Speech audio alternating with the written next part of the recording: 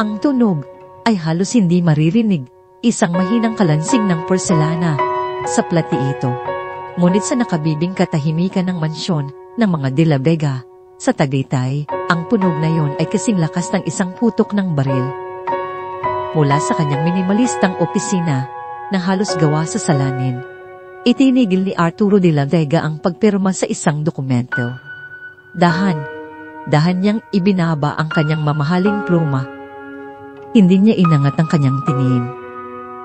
Ang kanyang mga mata na kasing kulay ng abo ng butang taan na tanaw mula sa kanyang bintana ay nanatiling nakatutok sa papel. "Apos ka na?" sabi niya. Ang boses niya ay walang emosyon, patag at malamig. Natilaban ng gagaling sa ilalim ng yelo. Sa labas ng pito ng opisina, naninig ang isang batang kasambahay.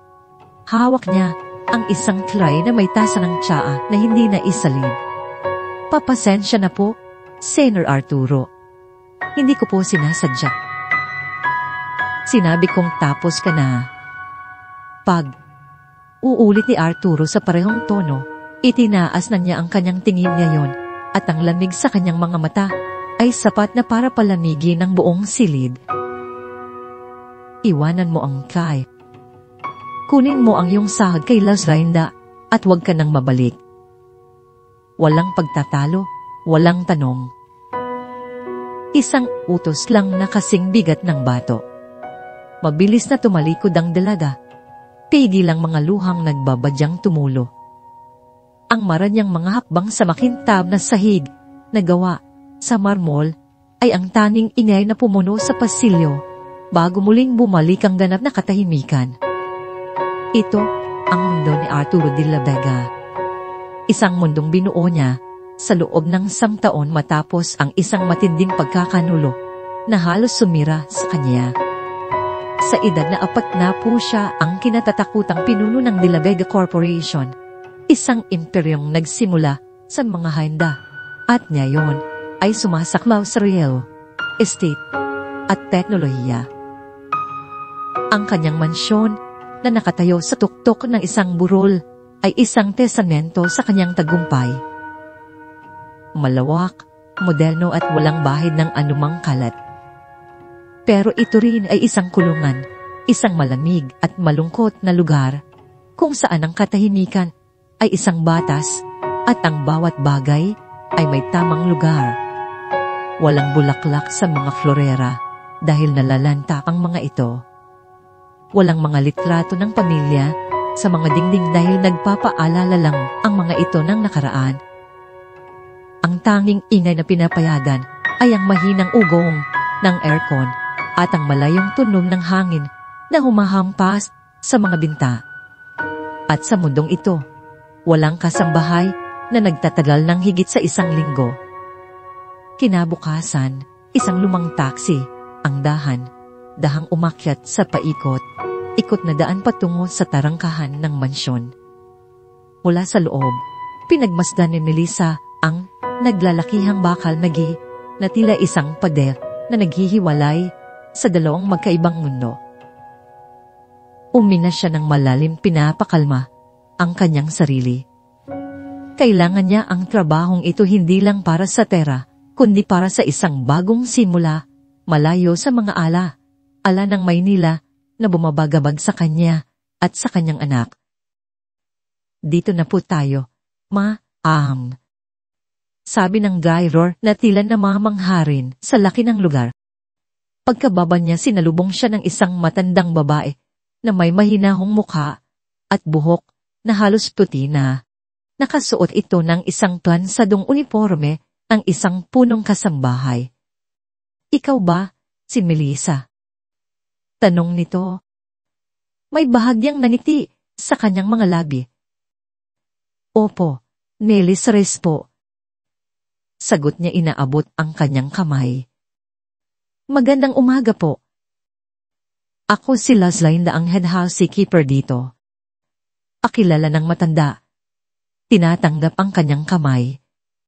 "Halika, sumunod ka sa akin." Hinihintay ta na ni Señor Arturo. Habang naglalakad sila sa malawak na pasilyo, hindi maiwasan ni Melissa na mamangha. Ang sahig ay kumikinang na parang salamin. Ang mga dingding ay matataas at pinalamot yan ng mga abstract na painting na tila walang kahulugan sa kanya. Ang hangin ay malamig at may amoy ng floor, wax at mamahaling pabango. Napansin niyang walang anumang personal na bagay sa paligid, para siyang pumasok sa isang nusyo, hindi sa isang tahan. Naabutan nila si Arturo sa isang malaking sala.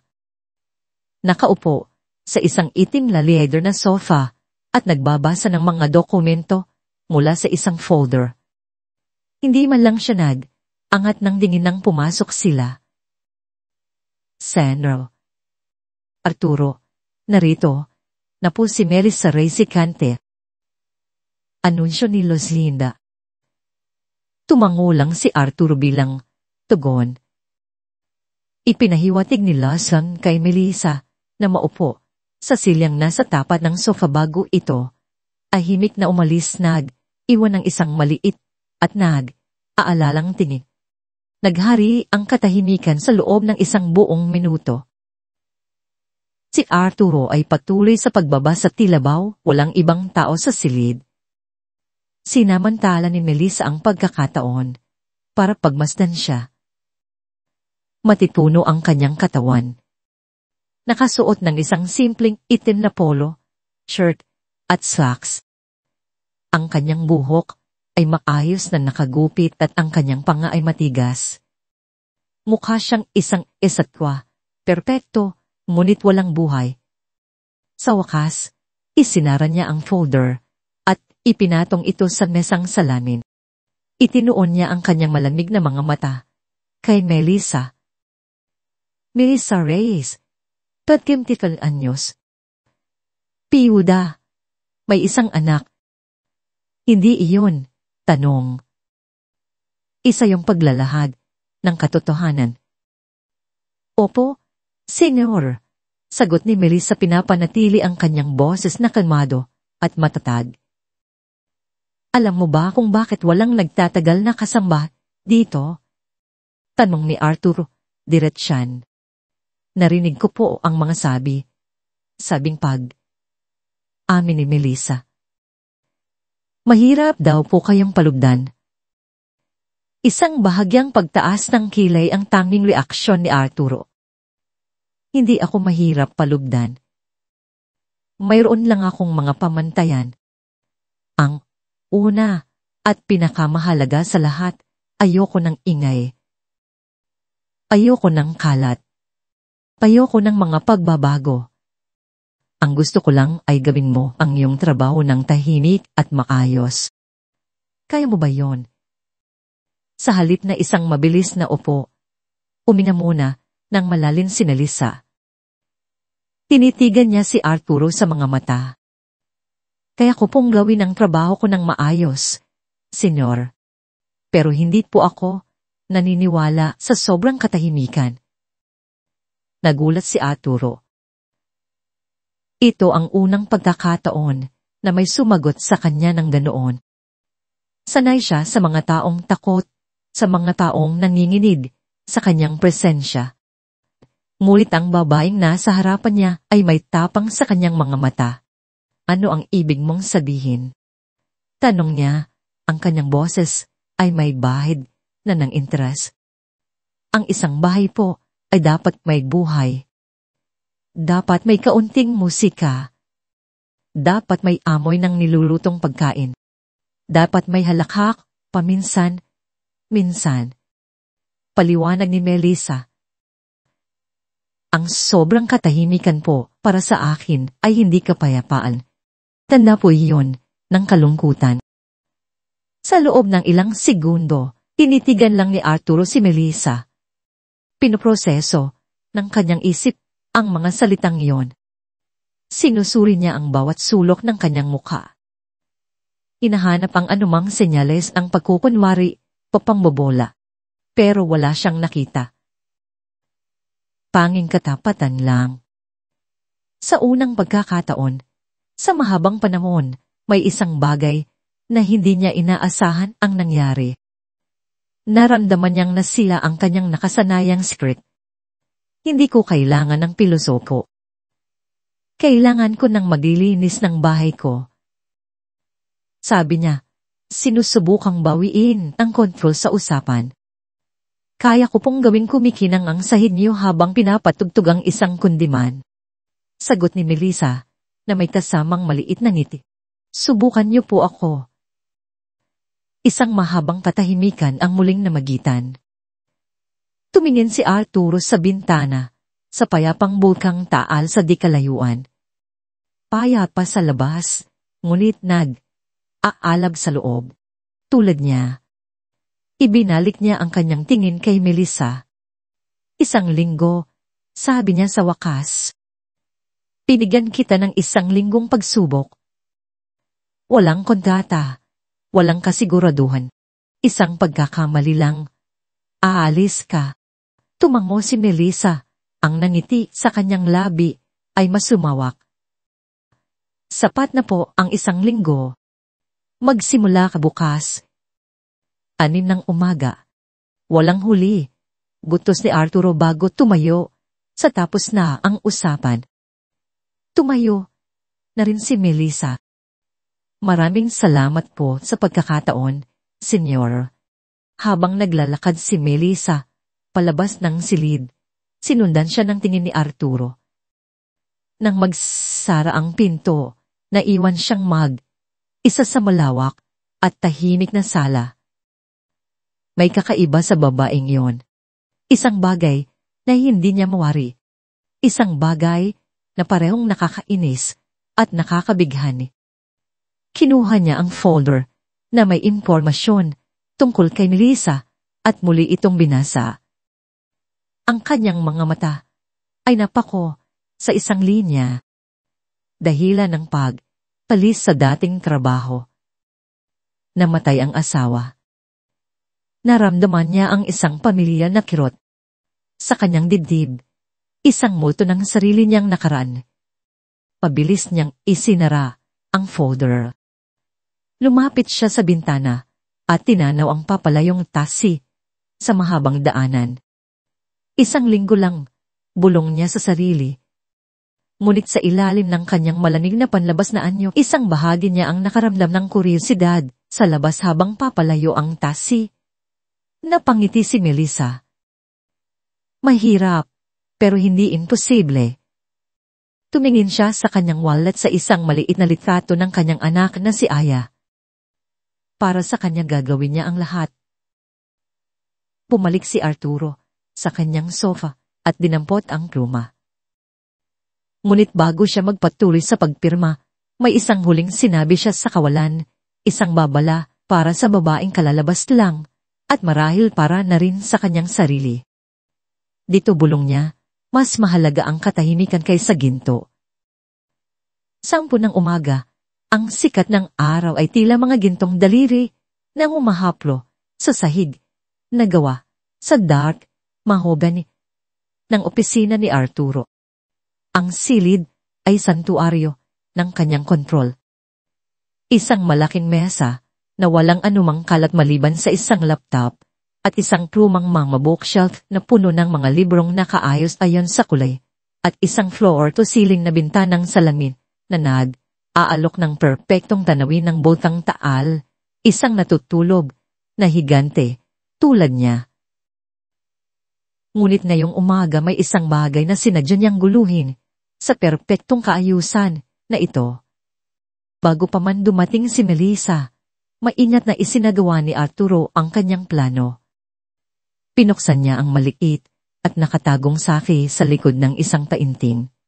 Mula roon, kumuha siya ng isang makapal na bungkos ng bagong Pilipinas 000 on. Inilapag niya ito sa isang maliit na side table na para bang naabala siya sa gitna ng pagbibilang. Pagkatapos, may kalkuladong kawalang ingat hinulog niya ang 3 piraso ng pera sa hig, malapit sa paanan ng mesa. Ang huling bahagi ng kanyang plano ay ang pinakamahalaga. Umupo siya sa kanyang malaking silyang gawa sa itim na leather. Isinandal ang kanyang ulo at ipinikit ang kanyang mga mata. Hindi ito isang malalim na pagkakatulog, kundi isang mapagmatyag na pamamahinga. Ang kanyang paghinga ay mabagal at kontrolado. Ngunit ang kanyang pandinig ay alerto. Sa bawat kaluskos. Ito ang kanyang pagsubok. Isang pagsubok na pinagdaanan ng lahat ng nauna kay Melissa at isang pagsubok kung saan lahat sila ay bumagsak sa iba't ibang paraan. Maya pa narinig niya ang isang mahinang katok sa pinto. Senor Arturo, ang boses ni Melissa ay mahinahon, halos isang bulong. Oras na po para maglinis ng opisina. Hindi kumilos si Arturo. Nanatili siyang nakapikit, pinapakiramdaman ng bawat galaw.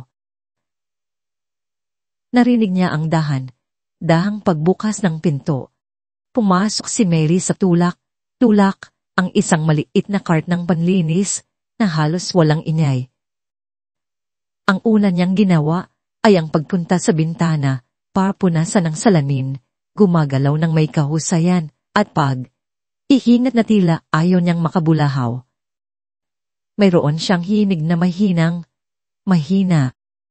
Kaya ang hinihinig isang pamilyar na kunman na halos hindi marinig, ngunit sapat na para bigyan ng kaunting init ang malamig na silid.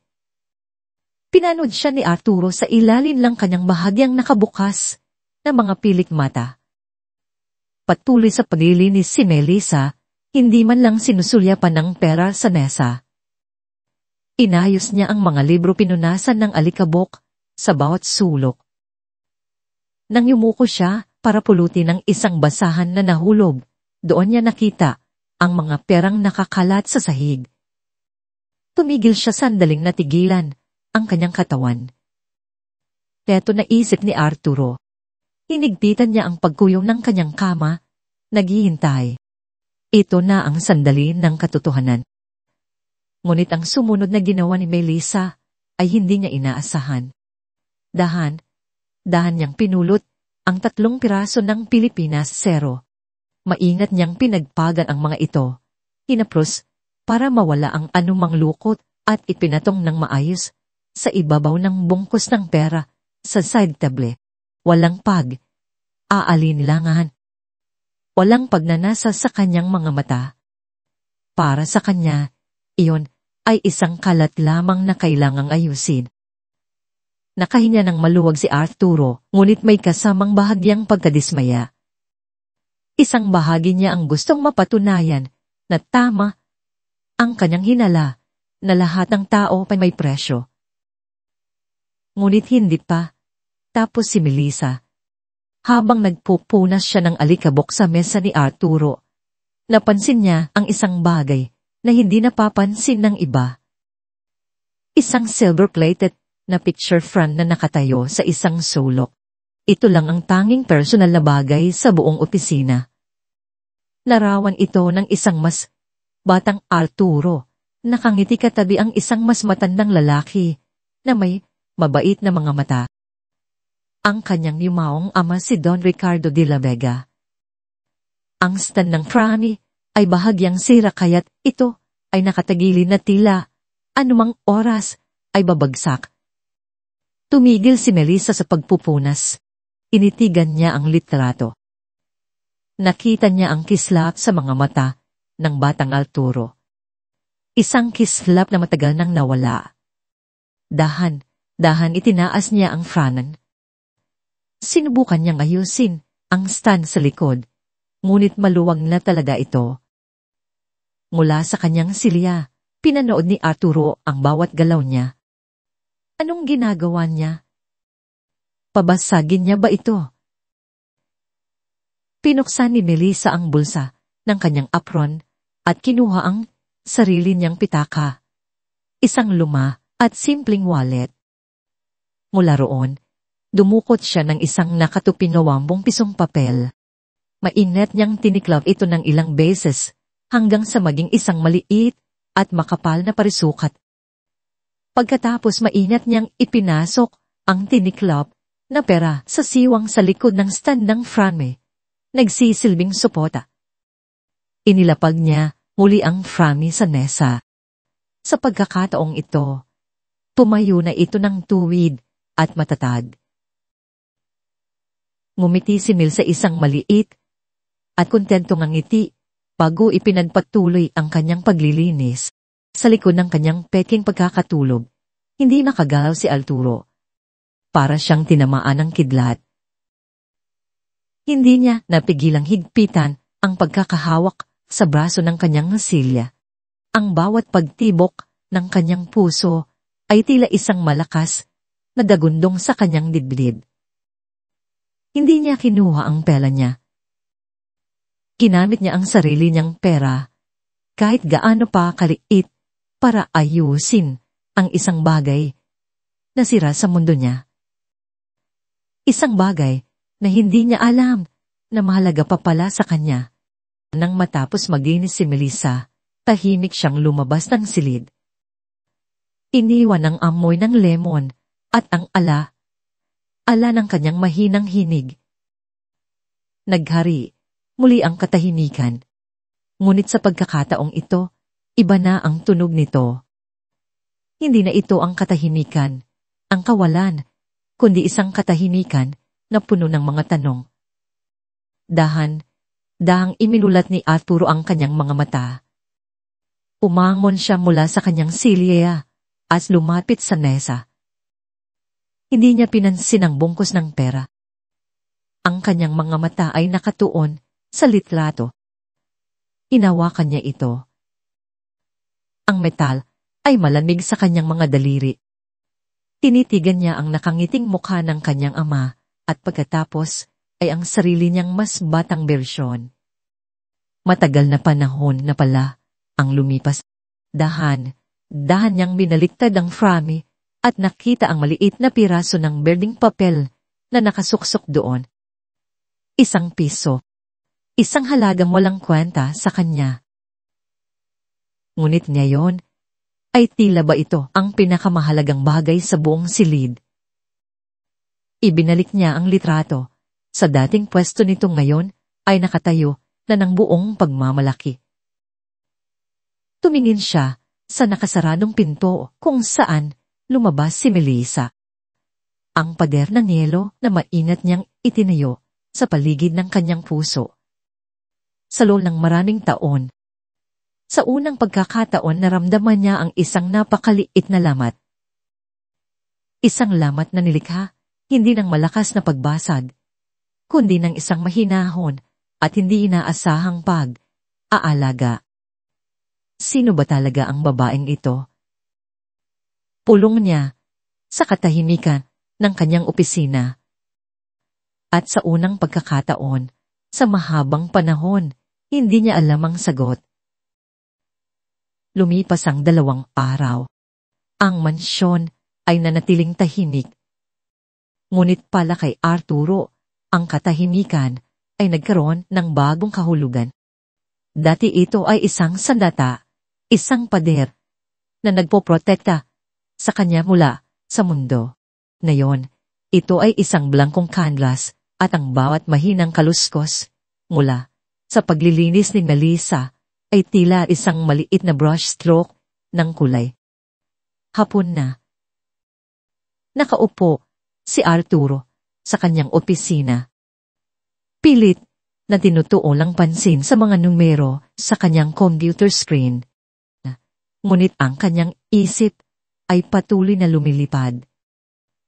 Mula sa kanyang kinauupuan, may naririnig siyang isang tunog na hindi niya inaasahan, isang tunog na matagal nang nawala sa mansyon. Musika. Hindi ito malakas. Isa itong mahinang himinang piano na nagmumula sa Grand Library sa ibabang palapag. Ang mga nota ay hindi perpekto. May mga pagkakataong nagkakamali. Tila ba kinakapa pa lamang. Ngunit sa halip na mainis na ramdaman ni Arturo ang isang kuryosidad, dahan siyang tumayo. Iniiwan ang kanyang trabaho. Tahimik siyang naglakad palabas ang opisina. Sumusunod sa pinanggagalingan ng musika. Ang tunog ay nagdala sa kanya sa tapat ng malaki at dobleng pinto ng lirari. Bukas ito ng bahagya. Sumilip siya sa siwang. Sa loob ang library ay tila isang lugar na kinalimutan ng panahon. Libong libro ang nakahanay sa matataas na istante. Ngunit ang hangin ay amoy luma at ang alikabok ay manipis na nakapatong sa lahat ng bagay. Sa gitna ng silid nakatayo ang isang itim na grand piano. Ang takip nito ay nakabukas sa unang pagkakataon sa loob ng halos 2 taon. At doon, nakaupo si Melissa. Hindi siya naglilinis. Nakaupo siya sa bangko ng piano. Ang kanyang mga daliri ay marahang dumadampi sa mga tiklado. Nakapikit ang kanyang mga mata at sa kanyang muka ay mayroong isang ekspresyon ng lungkot at saya. Ang tinutugtog niya ay isang luma at simpleng lullaby. Anong ginagawa mo? Ang boses ni Arturo ay bigla at matigas pumuputol sa mahinang himig. Napatalon si Melissa sa gulat. Mabilis niyang inalis ang kanyang mga kamay sa tiklado na parabang napaso. Umarap siya kay Arturo. Ang kanyang mukha ay namumula. Sa Senyor, Arturo paumanin po, hindi ko po sinasadya agad siyang tumayo. Naglilinis lang po ako at nakita kong bukas tinesting ko lang po. Hindi na po mauulit. Pumasok si Arturo sa library. Ang kanyang mga mata ay tinitingnan ng bawat sulok. Sinabi ko sa iyo, ayoko ng ingay. Pasensya na po. Uulit ni Melissa na kayuko. Pero Senyor, hindi po ito ingay. Musika po ito. Tumigil si Arturo at tiningnan siya. Ano ang pinagkaiba? Tumingin si Melissa sa piano. Ang kanyang mga mata ay may kakaibang kinang. Ang ingay po ay nakakagulo. Ang musika po ay nagpapagaling. Itinuro niya ang piano. Matagal na po siyang hindi nagaganit. Ilaban, nalulungkot na rin siya. Kumunot ang noo ni Arturo sa kanyang sinabi, isang bagay lang yan, Melissa. Isang kasangkapan na gawa sa kahoy at metal. Hindi yan. Nalulungkot. Lahat po ng bagay na minsan nang minahal at pagkatapos ay kinalimutan ay nalulungkot. Senyor. Mahina hong sagot ni Melissa. Tinititigan siya sa mga mata. Kauman o bagay. Ang mga salitang iyon ay tumama kay Arturo ng mas malakas kaysa sa inaasahan niya. Bigla niyang naalala ang sarili niya isang batang lalaki na nakaupo sa tabi ng kanyang ina habang tinuturuan siyang tumugtog sa mismong piano na ito. Ang mga halakhak ng kanyang ina. Ang amoy ng mga libro sa paligid. Ang mga alang matagal na niyang ibinaon. Sintonado, naan, sabi niya isang depensa para itago ang biglaang pagdaloy ng emosyon. Walang sino man ang abalang ipatono pa ito. Lumapit si Melissa sa piano at marahang hinaplos ang makinis na ibabaw nito. Hindi po siya sintonado. Kailangan lang po niyang maramdaman ulit na may nakikinig sa kanya. Tumingin siya kay Arturo. Subukan niyo po. Isang muta lang. Umiling si Arturo. Hindi ako marunong. Natatandaan pa po yan ng mga daliri niyo. Pangmungumbinsi ni Melissa. Ang musika, kapag natutunan mo, hindi na nawawala. Nagtatago lang. Mayroong isang bagay sa kanyang boses. Isang kombinasyon ng katapatan at unawa na nagpatinag sa depensa ni Arturo. Dahan siyang lumapit sa piano. Ang kanyang mga mata ay nakatitig sa puti at itim na mga tiklado na para bang mga dayuhan. Sige na po, bulong ni Melissa. Aalangan, itinaas ni Arturo ang kanyang kanang kamay. Dahan niyang ibinaba ang kanyang hintuturo at pinindot ang medolsia. Isang nota. Malinaw at matunog. Ang tunog ay umalingnonghaw sa tahimik na library. Pumupuno sa bawat sulok ginigising ang mga natutulog na ala. Sa isang sandali, bumalit ang lahat ng ngiti ng kanyang ina. Ang init ng kanyang yakap. Ang pakiramdam ng pagiging ligtas at minamahal. Isang ngiti, isang maliit. Halos hindi kapansin ng ngiti ang sumilay sa mga labi ni Arturo. Isang ngiti na hindi man lang niya namalayan. Nakikita yun ni Melissa, at sa sandaling iyon nakita niya hindi ang kinatatakutang Senyor de la Vega, kundi ang lalaking nasa likod ng pader ng yelo. Ngunit ang sandali ay biglang naputol. Isang matinis na tunog ang pumunit sa katahimikan, ang ringtone ng telepono ni Arturo. Tila ba natauhan, mabilis niyang inalis ang kanyang kamay sa piano. Ang nangitik sa kanyang mukha ay naglaho na parang bula pinalitan ng kanyang karaniwang malamig na maskara. Kinuha niya ang telepono mula sa kanyang bulsa at tiningnan ng screen. Wanyay na de la Vega, kaling ang kanyang ina. Iglang nanigas ang kanyang buong katawan. Ang kaunting init na kanyang naramdaman ay biglang nilamon ng isang pamilyar na lamig. Sinagot niya ang tawag, ang kanyang boses ay bumalik sa dati nitong patag na tono. Masa kabilang linya, ang boses ng kanyang ina ay matinin at puno ng aulidel. Arturo, pupunta ako diyan bukas. May mahalaga tayong uusapan. Hindi yun isang pakiusap, kundi isang anunsyo. Siguraduhin mong maayos ang lahat. Ayokong makakita ng anumang hindi aya. Sige po, ma. Iinat po kayo. Sagot ni Arturo, ang kanyang mga salita ay automatiko. Ibinaba niya ang tawag. Nanatili siyang nakatayo roon. Hawak ang telepono. Ang kanyang tingin ay malayo. Ang anit na sumilay sa kanyang labi kanina ay ganap nang nawala. Ang kanyang mukha ay muling naging isang blangkong padera. Napansin ni Melissa ang biglaang pagbabago. Ang lalaking nakangiti kanina ay wala na. Senyor, ayos lang po ba kayo?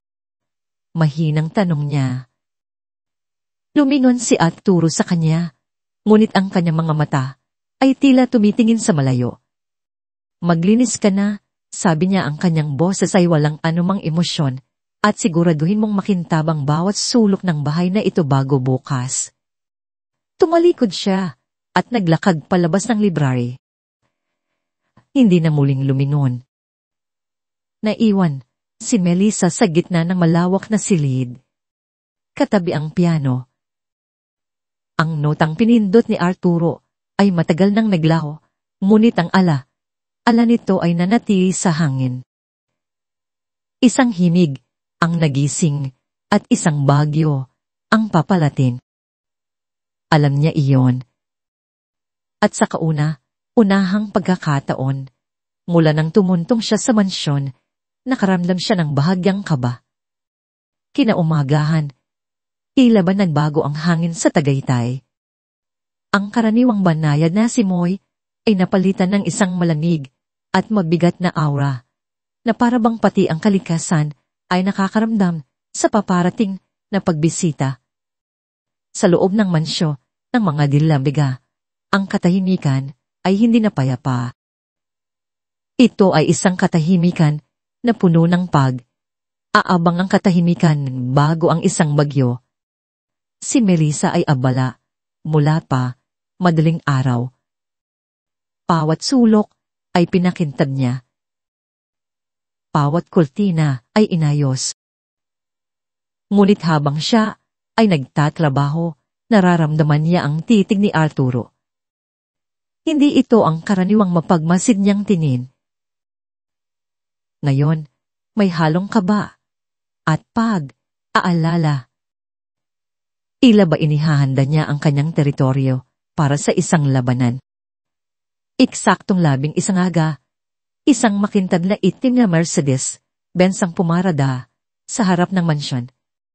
Isang driver na nakauniforme ang mabilis na bumaba para buksan ang pinto sa likuran. Unang lumabas ang isang pares, ang mamahaling sapatos na sinundan ng isang babaeng na sa mga huling bahagi ng kanyang edad na si Danta. Siya si Donna Imelda de Lambega. Matangkad balingkinitan at ang bawat hibla ng kanyang buhok na may kulay pilak ay perpektong nakaayos sa isang French twist. Nakasuot siya ng isang eleganteng silk dress at ang kanyang leeg ay pinalamot siya ng isang kwintas na perlas. Ang kanyang mukha ay halos walang pulubot, ngunit ang kanyang mga mata ay matalas at mapanuri, kayang sukatin ang halaga ng isang tao sa isang tingin lamang.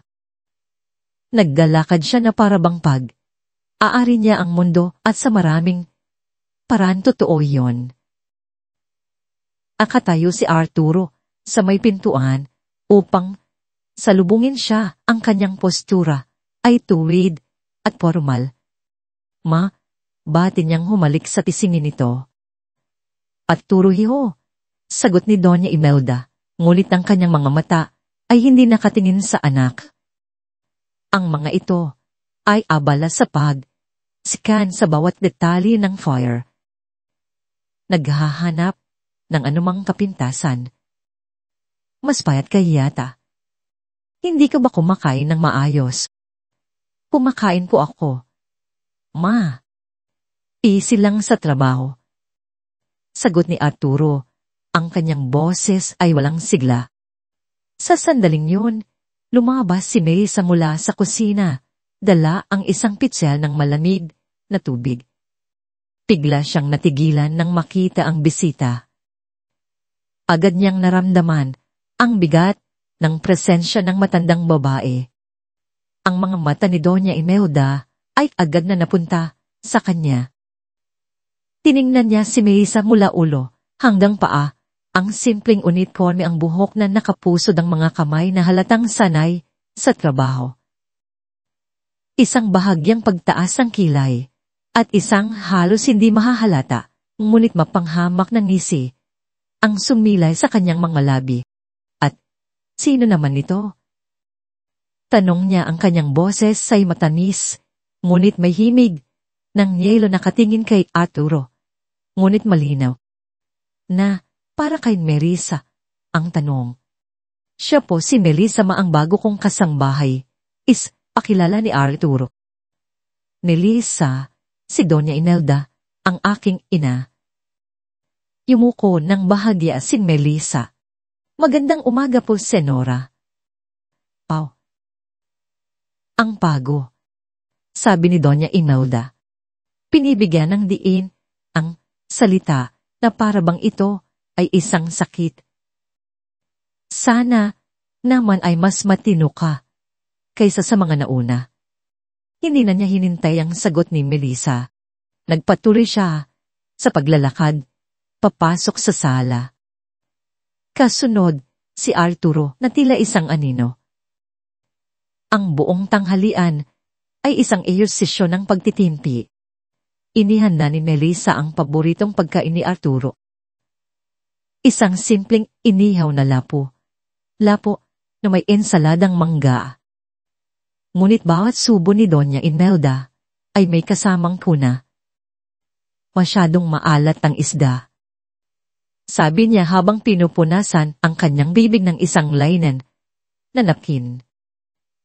Masyadong matamis ang mangga, komento niya pagkatapos. At Bakit puting plato ang gamit?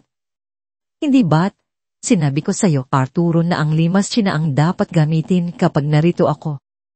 Si Arturo ay tahimik lamang sumasagot ng mga maikling opoma at pasensya na po. Si Melissa na nakatayo sa isang sulok ng dining room ay nararamdaman ng bawat salita na parang isang maliit na tinik. Nais niyang magsalita. Nais niyang ipagtanggol ang kanyang trabaho, ngunit alam niya ang kanyang lugar. Ang laban na ito ay hindi sa kanya.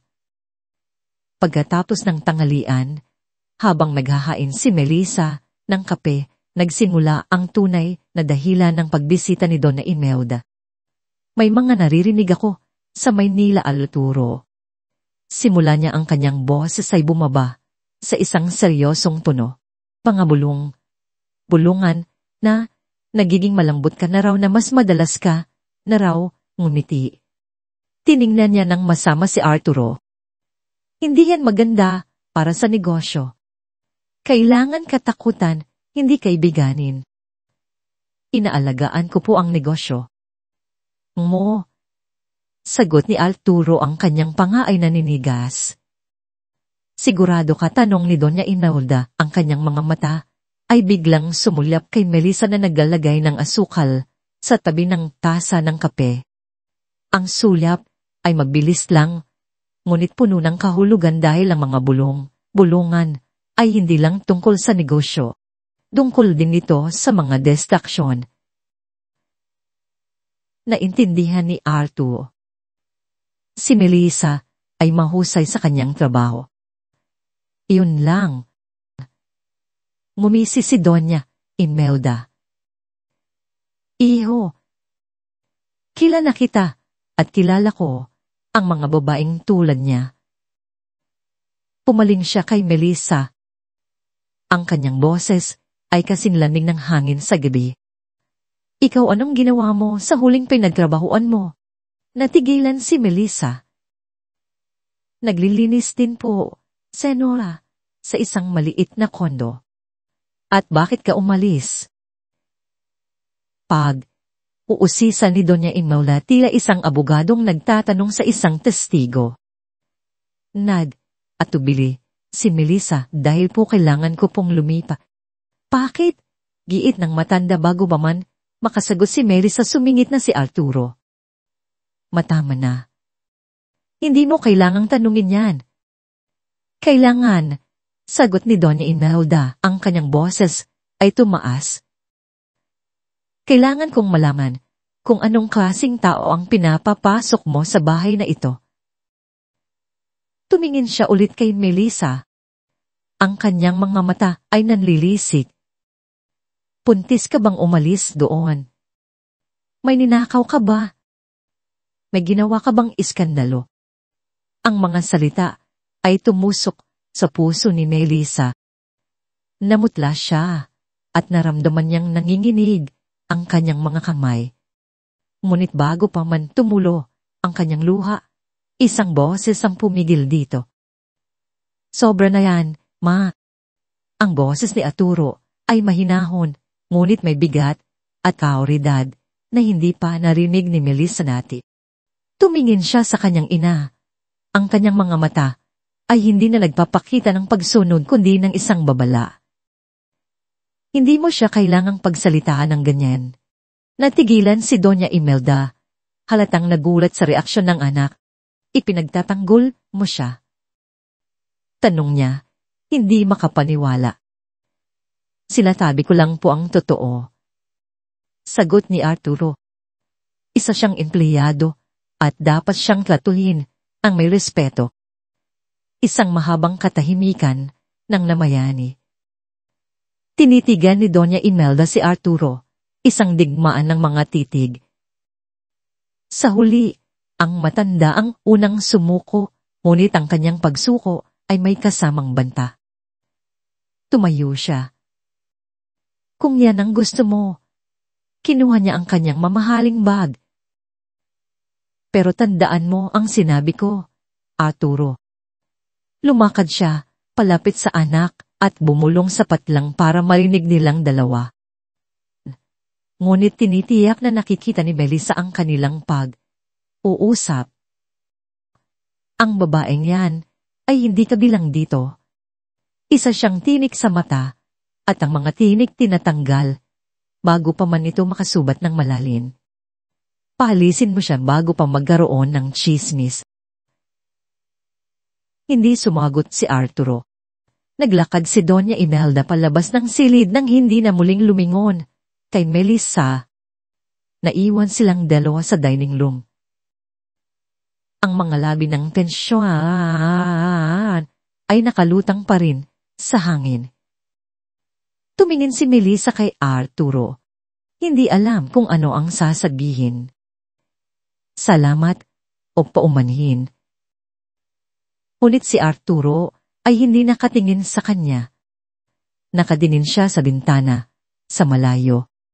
Ang kanyang mukha ay muling naging isang maskara. Ngunit sa pagkakataong ito, nakita ni Melissa ang isang bagay sa ilalim nito, isang bakas ng pagod at isang pahiwatig ng isang laban na matagal na niyang nilalaban. Ilang sandali pa kinuha ni Doña Imelda ang kanyang telepono habang nasa loob ng kanyang sasakyan. Nag-dial siya ng isang numero. Hello, Bianca, iha. Sabi niya sa kabilang linya, ang kanyang boses ay bumalik sa pagiging matamis. May problema tayo. Mukhang kailangan ng anak ko ng isang paalala. Kung sino at ano ang nababagay sa kanya, kailangan kitang pumunta rito. Kinabukasan ang bigat ng presensya ni Doña Imelda ay nanatili sa mansyon na parang isang makapal na ulap. Si Arturo ay mas tahimik kaysa dati. Halos hindi lumalabas ng kanyang opisina.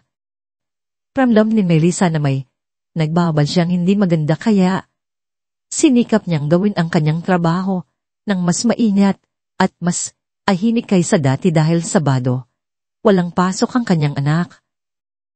Sa unang pagkakataon, dinala niya si Aya sa mansyon. Walang aalaga sa bata at ayaw naman niyang iwan itong mag-isa. Pinangakuan niya si Arturo na hindi gagawa ng anumang gulo ang bata. Sa pag-aalinlangan, pumayag si Arturo basta't mananatili ito sa isang lugar. Si Aya isang 6 na taong gulang na batang babae na may malalaking mga matang tulad ng kanyang ina ay masayang naupo sa isang sulok ng sala abala sa pagguhit sa kanyang maliit na kwaderno. Namamangha siya sa laki at kintab ng bahay, ngunit natatakot siya sa katahimikan nito. Pandang tanghali, isang pamilyar na itim na Mercedes-Benz ang muling pumarada sa harap ng mansyon. Ngunit sa pagkakataong ito, may kasama si Doña Inela. Pagbukas ng pinto, bumaba ang isang babaeng tila kinuha mula sa pabalat ng isang fashion magazine si Bianca. Matangkad balingkinitan at nakasuot ng isang puting bestida na yumayakap sa kanyang perpektong katawan. Ang kanyang mahabang buhok ay umaalon sa kanyang balikat. At ang kanyang mukha na may perpektong makyop ay nagtataglay ng isang ngiti na kasing ganda at kasing lamig ng isang brilyante. Siya ang dating kasintahan ni Arturo. Ang babaeng suniras sa kanyang diwala.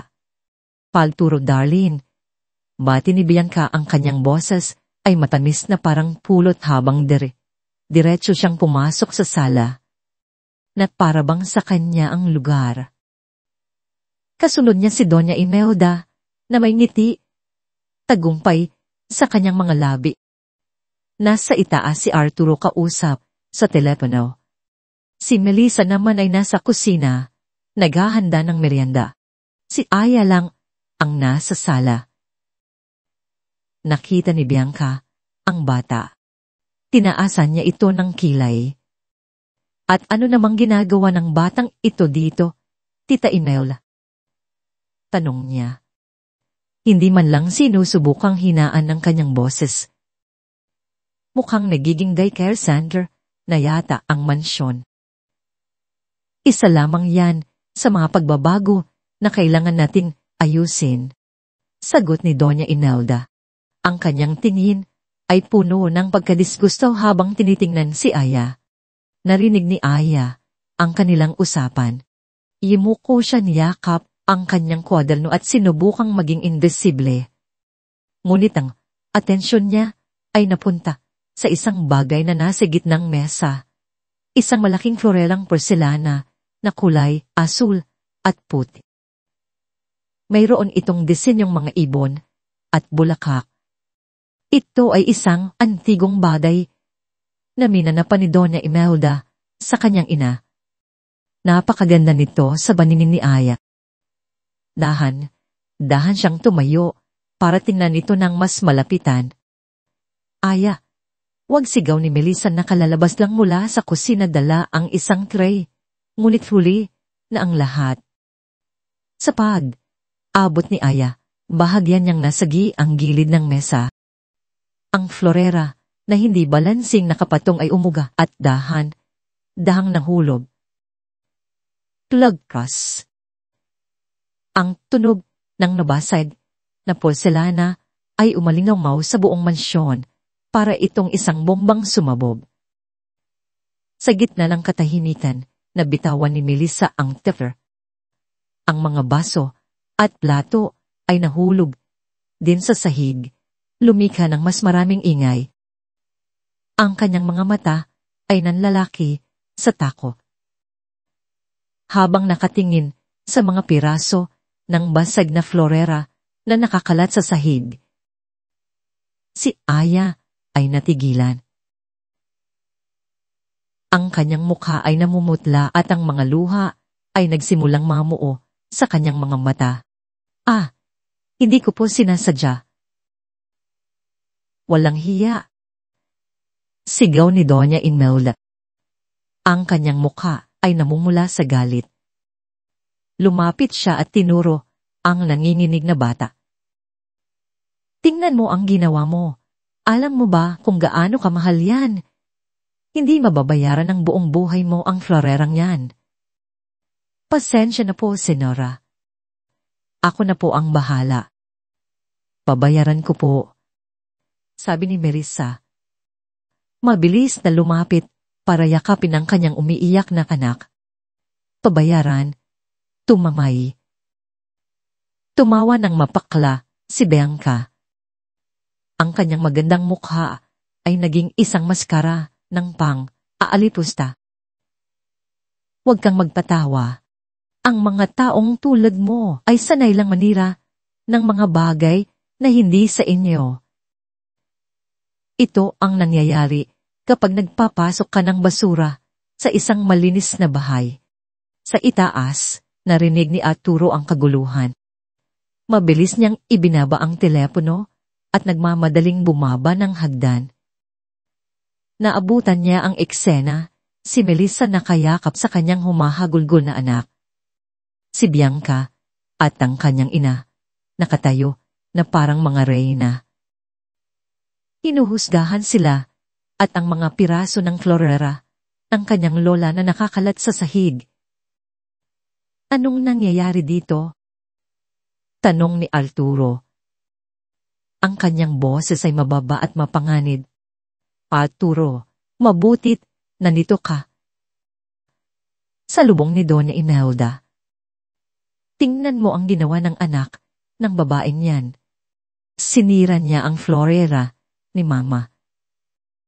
Kailangan mong paalisin ang mga yan, ngayon din sila ay isang malas.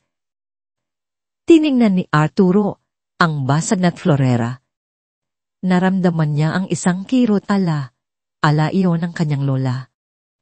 Pagkatapos tiningnan niya si Melissa na ang mukha ay puno ng hiya at takot.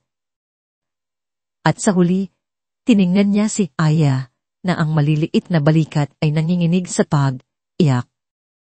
Ang lahat ay nakatingin sa kanya. Naghihintay ng kanyang hatol. Inaasahan ni Bianca. At Donalda, nasisigawan niya ang inaitataboy niya ang mga ito palayo.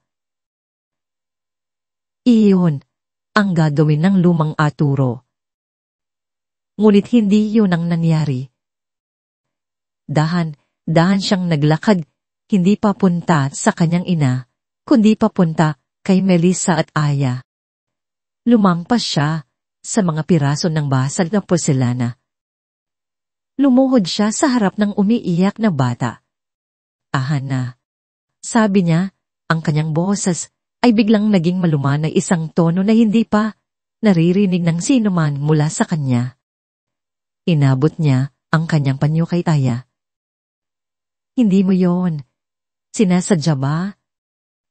Tumango lang si Aya sa gitna ng kanyang mga hikbi. Tumayo si Arturo at hinarap ang dalawang babaeng hindi makapaniwala sa kanilang nakikita. Ang kanyang mga mata, na ngayon ay mas malamig kaysa sa yelo, ay unang tumama kay Bianca, pagkatapos ay sa kanyang ina. "Isang florera lang yan." Sabi niya, ang bawat salita ay mabagal at may diin. Pero Arturo pamana pa yan "Isang florera." Pag uulit niya pinutol ang sasabihin ng kanyang ina. Isang bagay na nabasag mapapalitan ng isang florara. Itinuro niya si Aya na ngayon ay sumisinghot na lang sa likod ng kanyang ina. Pero ang luha ng isang bata, hindi napapalitan. Ang takot na ipinaramdam ninyo sa kanya, hindi nabubura. Napatanga si Doña Imelda.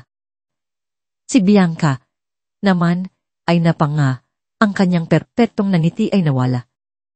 Si Melissa at ang kanyang anak ay mananatili dito. Pagpapatuloy ni Arturo, ang kanyang boses ay isang deklarasyon. At kung sino man ang hindi komportable doon, tumingin siya sa pinto. Alam niyo na kung nasaan ang labasan. Ang katahimikan na sumunod ay mas mabigat kaysa sa tunog ng nabasag na florera. Ito ang katahimikan ng pagkatalo. Si Doña Imelda, sa unang pagkakataon sa kanyang buhay, ay hindi makapagsalita. Si Bianca naman ay namumula sa galit at kahiyan. "Hindi pa tayo." Tapos Arturo. Siyang tanging nasabi ni Doña Imelda bago siya marahas na tumalikod at nagmarch sa palabas. Sumunod si Bianca, ngunit bago siya tuluyang umalis, binalingan niya si Melissa ng isang tingin na puno ng pagbabanta. Isang tingin na nangangako ng gadi. Nang magsara ang pinto, tanging silang tatlo na lang ang naiwan sa sala. Si Arturo, si Melissa at si Aya, nakatayo sa gitna ng mga piraso, ang isang sirang nakaraan at isang hindi pa tiyak na hinaharap. Tumingin si Melissa kay Arturo, ang kanyang mga mata ay puno ng luha. Ngunit sa pagkakataong ito, hindi dahil sa takot, kundi dahil sa isang emosyon na hindi niya inaasahan. Asasalam. "Salamat." Pulong niya. Hindi sumagot si Arturo. Tumingin lang siya sa kanya. At sa isang sandali, ang pader sa pagitan nila ay tila gumuho. Isang bagong koneksyon ang nabuo. Isinilang mula sa mga piraso ng isang basag na florera. Nang umalis ang sasakyan ni Doña Imelda at Bianca, isang mabigat na katahimikan ang pumalibot sa mansyon. Ngunit hindi na ito ang malamig at malungkot na katahimikan ng dati. Ngayon, meron itong init ng isang laban na kapapanalo pa lamang at ang init ng dalawang taong biglang nakahanap ng kakampi. Sa isa't isa si Aya dinala ni Melissa sa isang maliit na silid sa ibaba upang magpahinga. Ang bumalik siya sa sala, naabutan niya si Arturo na tahimik na nakatayo sa harap ng bintana. Nakatanaw sa papalubog na araw. Ang sahig ay nalinis na ng ibang mga katulong, ngunit ang ala ng basag na florera ay nananatili pa rin sa hangin. "Senyor Arturo," mahinang sabi ni Melissa. Lumingon siya. Ang kanyang mukha ay pagod. Ngunit ang kanyang mga mata ay mas malinaw kaysa dati. "Melissa, kumusta na si Aya?" "Nakatulog na po," Salamat po sa pag-aalala. Sagot niya. Naglakad siya palapit, huminto ilang hakbang ang layo mula sa kanya. At salamat po ulit sa ginawa niyo kanina. Hindi ko po inaasahan yon. Tumingin muli si Arturo sa labas. Ang langit ay nag-aagawang kulay kahit nas Layla. Wala. Dapat sino mang tratuhin ng ganoon, lalo na ang isang bata. Kahit na po alam kong mahalaga sa inyo ang inyong ina at ang florerang iyon. Ang florera ay isang bagay lang. Pagputol niya, ang mga bagay na bibili. Ang respeto hindi. Nagkaroon ng ilang sandali ng katahimikan. Si Melissa, nakaraliwang puno ng mga salita, ay hindi alam kung ano ang sasabihin. Sa halip, nagtanong siya ng isang bagay na matagal na niyang gustong malaman. Bakit po? Bakit po ganoon na lang ang galit nila sa akin? Pumuntong hining na si Arturo, isang tunog na puno ng bigat ng maraming taon. Imininuwasta niya ang isang pares ng arranger na nakaharap sa bintana. Maupo Kayla. Palagay ko'y may karapatan kang malaman. Naupo sila. Ang papalubog na araw ang nagsisilbing tanging ilaw sa silid. Sa unang pagkakataon, hindi sila amo at empleyado. Sila ay dalawang tao lamang na nakaupo sa dilim, handang magbahagi ng mga sikreto. Ang aking ina, simula ni Arturo ang kanyang boses, ay mahina, ay isinilang sa isang mundo kung saan ang pangalan ng pamilya at ang yaman ang pinakamahalaga sa lahat. Para sa kanya, ang reputasyon ay mas mahalaga pa kaysa sa kaligayahan. Lahat ng bagay ay dapat perpekto na aayon sa plano. At si Bianca, anong ni Melissa, isang mapait na ngiti ang sumilay sa labi ni Arturo. Si Bianca, ang perpektong larawan ng mundo ni Mama. Maganda mula sa isang kilalang pamilya, ambisyosa. Siya ang babaeng nakatakda kong pakasalan. 10 taon na ang nakalilipas. Akala ko mahal ko siya. O marahil kinumbinsi ko ang sarili ko na mahalin siya, dahil iyon ang tama at inaasahan. Uminto siya, tila inaalala ang sakit. Mas bata pa ako noon. Puno ng pangarap para sa kumpanya. Mayon akong isang malaking proyekto. Isang deal na maglalagay sa Didega Court sa pandaigdigang mapa. Ipinagkatiwala ko ang lahat kay Bianca at sa aking pinakamatalik na kaibigan at business partner noon. Sila lang ang nakakaalam ng bawat detalye. Ang kanyang mga kamao ay dahang kumuyom. Isang linggo bago ang final bidding, isang kumpanyang katunggali ang biglang alok ng isang mas magandang proposal na halos kapareho ng sa amin. Ngunit may ilang mahahalagang pagbabago. Natalo kami. Milyon ang nawala. Halos malugi ang kumpanya. Hindi ko maintindihan kung paano nangyari. Tumingin siya kay Melissa. Ang kanyang mga mata ay puno ng isang lumang sakit. Hanggang sa isang gabi hindi sinasadyang narinig ko ang isang uusap si Bianca at ang matalik kong kaibigan. Ipinagkanulo nila ako. Ibinanta nila ang mga plano ng kumpanya para sa isang malaking halaga. Plinano nilang magsama pagkatapos makuha ang pera. Napasingihap si Melly sa ang kanyang kamay ay napahawak sa kanyang dibdib. Grabe naman po. Ang masakit pa roon, pagpapatuloy ni Arturo ay ang mga salitang naririnig ko mula kay Bianca. Sinabi niya, si Arturo madaling lokohin yan. Masyado siyang seryoso, masyadong tiwala. Walang buhay. Para sa kanya, isa lang akong hakbang sa hagdan, patungo sa gusto niya. Mula noon, Sabi niya ang kanyang boses ay naging kasing lanig ng yelo. Isinara ko ang lahat. Ipinangako ko sa sarili ko na hindi na ako muling magtitiwala. Hindi sa pag-ibig, hindi sa pagkakaibigan.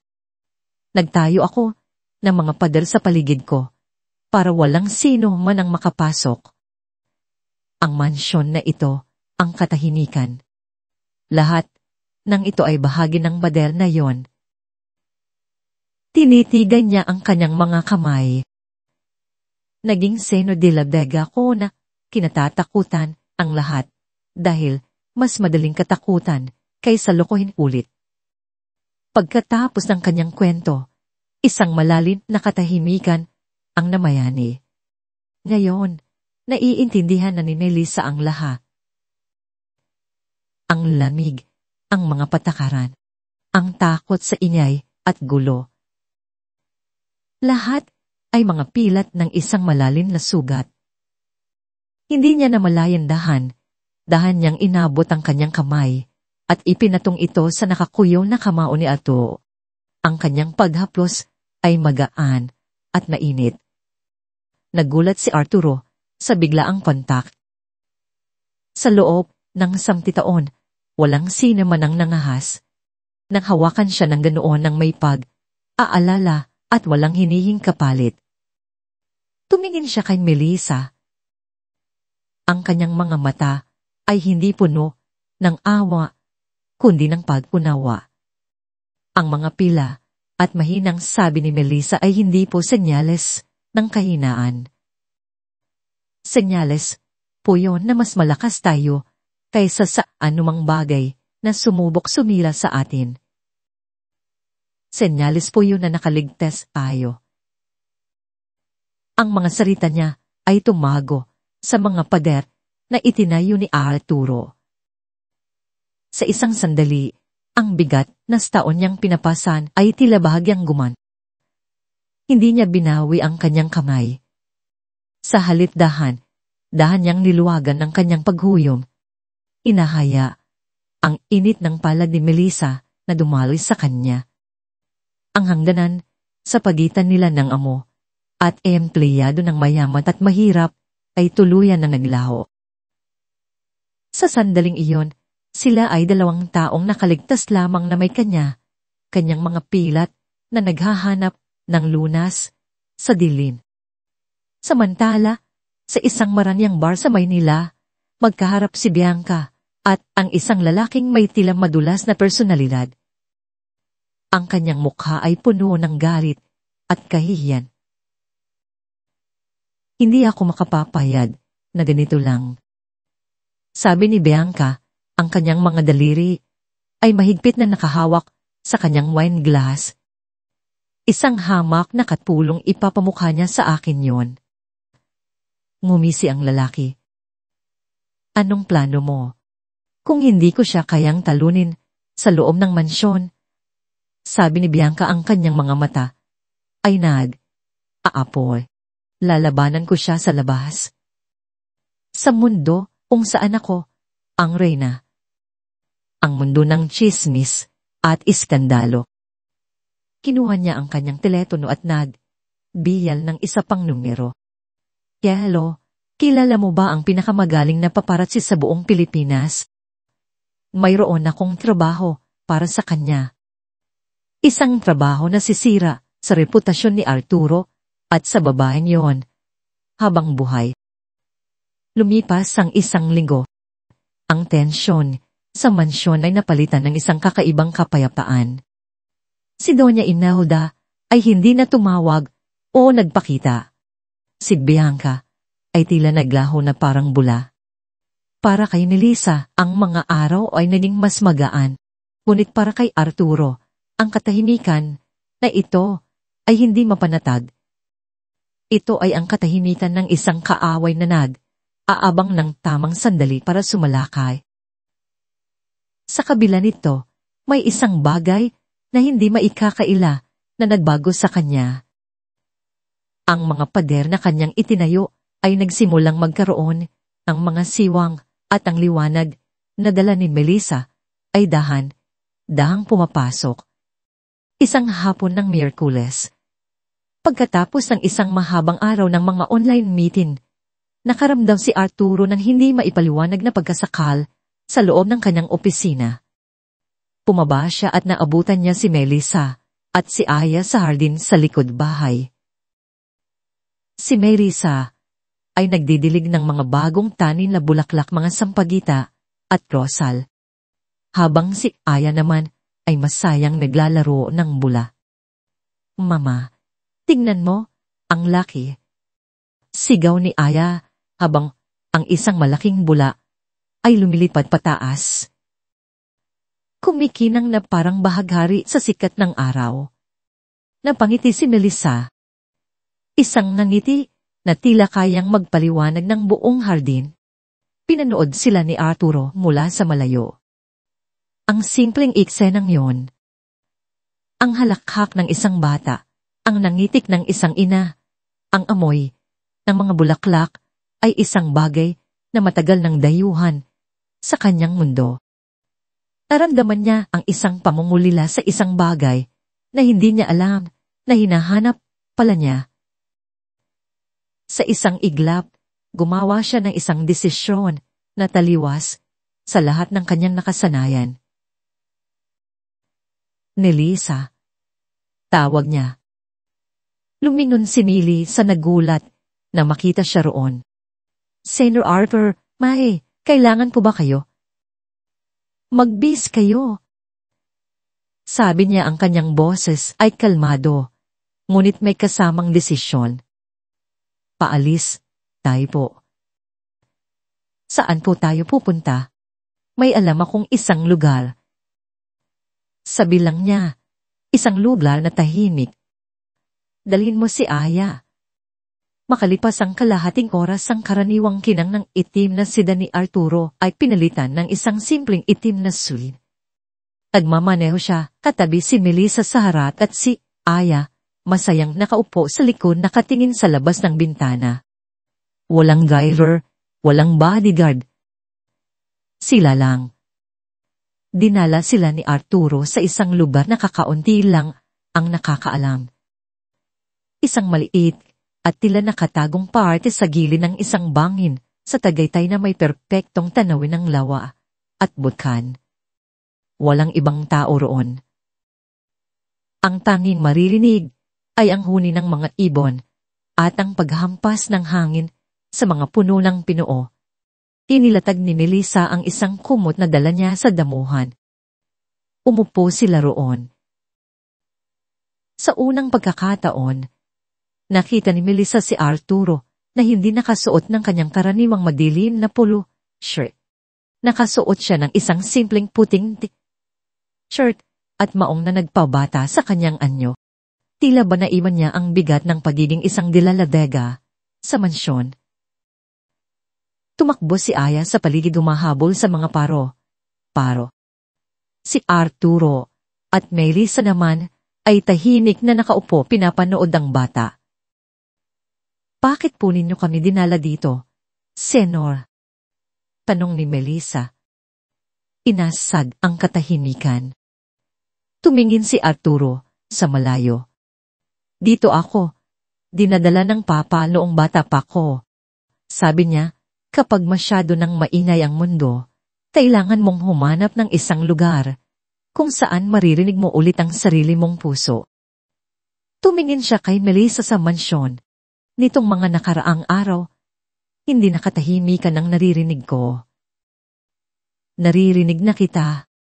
Namula si Melissa sa kanyang sinabi. "Pasensya na po kung huwag kang humingi ng pasensya," pagputol niya. "Sa unang pagkakataon, sa mahabang panahon, gusto ko ang naririnig ko." Nagpatuloy ang hapon sa mga simpleng kwentuhan at malumanay na tawanan. Ikinuwento ni Melissa ang tungkol sa kanyang yumaong asawa. Isang simpleng karpintero na puno ng pangarap. Ikinuwento ni Arturo ang tungkol sa kanyang ama, isang mabuting tao na nalunod sa mga obligasyon ng kanilang pangalan. Sa ilalim ng lili ng isang malaking puno ng akasya, hindi sila si Arturo de la Vega, ang bilyonary, at si Melissa Reyes, ang kasangbahay. Sila ay 2 taon lamang na nagbabahagi ng kanilang mga sugat at pangarap. Papa, picture po tayo. Sigaw ni Aya at tumatakbo papalapit sa kanila. Hawak ang telepono ni Melissa. Sige anak. Sagot ni Melissa. Kayo, din po Tito Arturo. Sabi ni Aya, walang kamalay, malay sa paggamit ng pamilyar na tawag. Natigiyan si Arturo. Tito, umupo, si Aya, sa pagitan nilang 2. Opo. Para po tayong pamilya. Umiti si Melissa. Tumingin siya kay Arturo na tila aalangan. Ngunit nang makita niya ang mga matang nagmamakaawa ni Aya, isang bagay ang lumambot sa kanya. Sige na, bulong ni Melissa. Pumuntong hininga si Arturo, ngunit may isang ngiti sa kanyang mga labi. Umupo siya ng maayos. Itinaas ni Aya ang telepono at pinindot ang screen. Ang larawan ay perpekto. Si Aya sa gitna tumatawa ng malakas. Si Melissa sa isang tabi, ang kanyang naniti ay puno ng pagmamahal. At si Arturo sa kabila, ang kanyang karaniwang seryosong mukha ay nagkaroon ng isang tunay, unay, at hindi pilit na ngiti. Ang kanyang mga mata ay kumikinang sa sikat ng araw. Isang larawan ng purong kaligayahan. Ngunit hindi nila alam, sa di kalayuan sa likod ng mga puno, may isa pang lente na nakatupok sa kanila. Isang mahabang lente ng isang kamera. Click-click. Ang paparasin na inupahan ni Bianca ay nakakuha ng lahat. Ang bawat tingin, ang bawat sandali. Gabi na. Ang kaligayahan ng hapong yun ay tila isang panaginip. Si Arturo ay nasa kanyang opisina. Nagtatapos ng ilang trabaho nang biglang mag-vibrate ang kanyang telepono. Isang text mula sa kanyang pre-head. May problema tayo. Tingnan mo ang link. Nanginig ang kamay ni Arturo habang binubuksan ang link. Dinala siya nito sa isang sikat na gossip blog. Isang website na kilala sa paglalatalan ng mga pinakatatagong sikreto ng mga mayayaman at sikat at naroon sa pinakaitaas ng padyang isang malaki at malinaw na larawan, ang larawan nilang 3 sa parke. Ang perpektong sandali ng kaligayahan. Ngunit ang headline sa itaas nito ay puno ng kamandag. Ang sikretong pamilya ng bilyonaryong yelo. Sino ang misteryosong kasambahay na nagpatunaw sa puso at kaba ni Arturo de la Vega? Nanlamig ang buong katawan ni Arturo. Ang kanyang paghinga ay tila huminto. Pabilis niyang scroll pababa. Ang artikulo ay isang obra maestra ng paninirang put. Puno ito ng mga insinuasyon at mga kasinungalingan na binalot sa matatanis na salita. Isang simpleng kasamba na may anak, ang tila bagong reyna sa mansyon ng de la Vega. Sulat sa artikulo. Ayon sa mga source na malapit sa pamilya, ang babae na nakilalang si Melissa Reyes ay gumamit di umano ng kanyang anak para makuha ang simbatya ng marungkot na bilyonaryo. Siya ba ay isang modernong Cinderella o isang tusong gold digger na natagpuan ng kanyang pinakamalaking huli? Ang bawat salita ay isang suntok sa sikmura ni Arturo. Ngunit ang pinakamasakit ay ang mga komento sa ibaba ng artikulutan.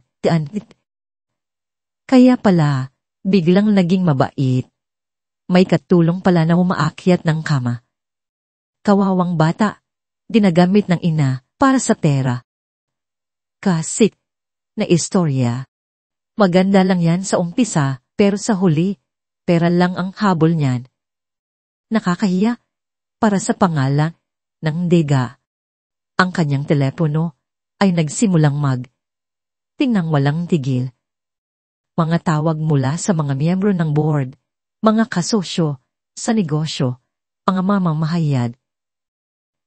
Ang bagyo ay nagsimula na, at sa gitna nito, iisang pangalan lang ang nasa isip niya, Bianca. Sa kabilang banda sa maliit na staff quarters, katatapos lang ni Melissa na patulugin si Aya. Masaya siya. Ang hapong yun ay isa sa pinakamasayang araw niya mula nang mamatay ang kanyang asawa. Habang aayos siya ng kanyang mga gamit, favorite ang kanyang telepono. Isang text mula sa kanyang pinsan sa Maynila. Pinsan, totoo ba ito? Sikat ka na. May kasamang link. Nagtataka binuksan niya ito. Ang ngiti sa kanyang mukha ay dahang naglaho habang binabasa niya ang headline. Ang kanyang mga mata ay nanlalaki sa bawat salita. Ang kanyang mga kamay ay nagsimulang manginidi at nabitawan niya ang kanyang telepono. Tumama ito sa sahig na may malakas na kalabog. Ang kanyang mukha ay namutla. Ang kaligayahang naramdaman niya kanina ay napalitan ng isang nakakasukang takot at kahihiyan. Hindi ang mga salita tungkol sa kanya ang masakit, kundi ang mga salita tungkol sa kanyang anak. Inagamit ang anak. Kawawang bata. Napahawak siya sa kanyang bibig, pinitigilan ng isang hikbis siya. Siya ang dahilan ng lahat ng ito. Siya ang nagdala ng gulo sa buhay ni Arturo. Siya ang naglagay sa kanyang anak sa isang sitwasyon kung saan inuhusgahan ito ng buong mundo. Nagsimulang tumulo ang kanyang mga luha. Ang kanyang mga binti ay nanghina. Napaupo siya sa gilid ng kanyang kama. Ang kanyang katawan ay naninginid. Ito na. Ito na ang ganti ni Bianca. At masahol pa ito kaysa sa inaasahan niya. Hindi lang ang trabaho niya ang sinila nito. Sinisira nito ang kanyang pagkatao. Sa gitna ng kanyang iyak, narinig niya ang isang katok sa pinto. Nalihisa ang boses ni Arturo. Mabilis niyang pinunasan ang kanyang mga luha, ngunit huli na. Pagbukas niya ng pinto, nakita agad ni Arturo ang kanyang namumulang mga mata at ang bakas ng sakit sa kanyang mukha. Nakita mo na, sabi ni Arturo.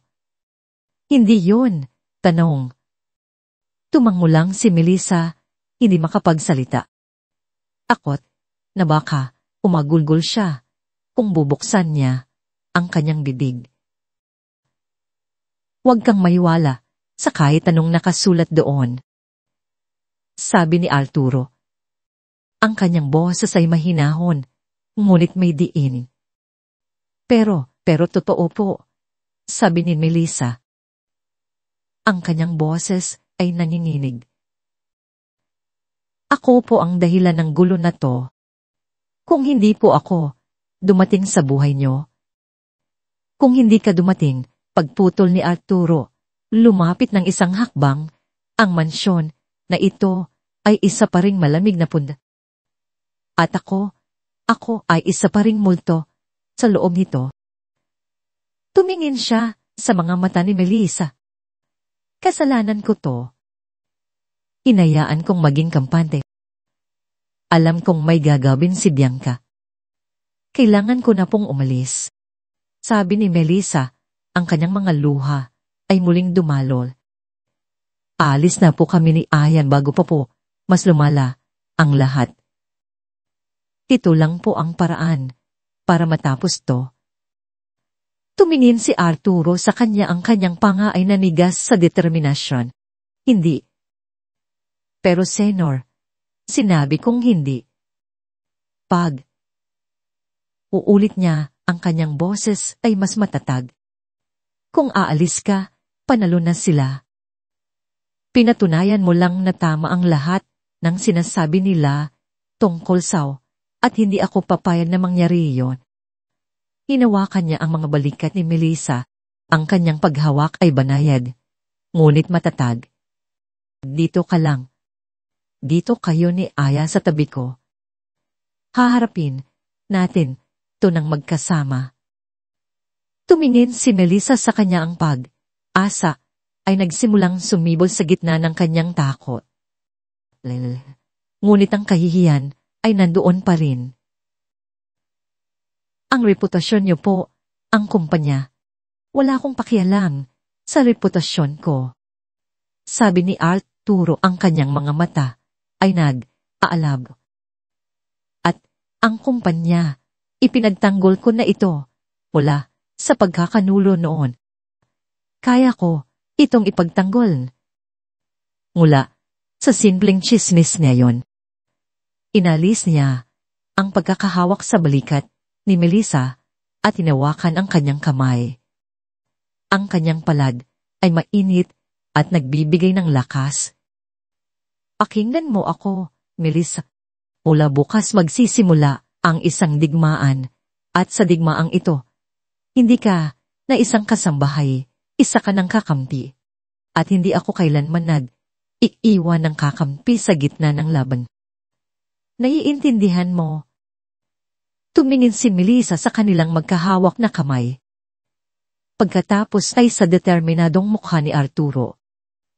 Sa gitna ng bagyo, sa halip na itulak siya palayo, mas lalo pa siyang hinila nito papalapit. Dahan siyang tumango. Ang kanyang mga luha ay natuyo. Napalitan ng isang bagong determinasyon. Opo, bulong niya. Naiintindihan ko po ang umaga ay dumating, ngunit hindi nito dala ang liwanag. Ang balita sa social media ay kumalat na parang apoy sa tuyong damuhan at ang mansyon ng De La Vega na dati isang kot ng privacy ay naging sentro ng isang pambansang iskandalo. Sa labas ng malaking tarangkahan, may ilang sasakyan na ng media ng aabang na parang mga buwiting naghihintay ng masisila. Sa loob ang hangin ay mabigat sa tensyon. Si Arturo ay walang tigil sa pagtanggap ng mga tawag sa kanyang opisina. Ang kanyang boses ay kalmado, ngunit matigas pinapakalma ang mga miyembro ng board at pinagbabantaan ng sino ang maglalakas loob na questionin ang kanyang personal na buhay. Si Melissa naman sa kabila ng takot ay pinilit ang sarili na kumilos ng normal para kay Aya. Ngunit ang bawat vibrate ng kanyang telepono ay nagdudulot ng kirot sa kanyang dibdib. Sa payo ni Arturo, hindi na niya binuksan ang internet. Ngunit ang pinakamalaking desisyon na ginawa ni Melissa sa umagang iyon ay hindi ang iwas sa social media. Nagpasya siya para maprotektahan si Arturo. Para maprotektahan ang kanyang anak, kailangan niyang umalis. Kahit ano pa ang sabihin ni Arturo, hapon na.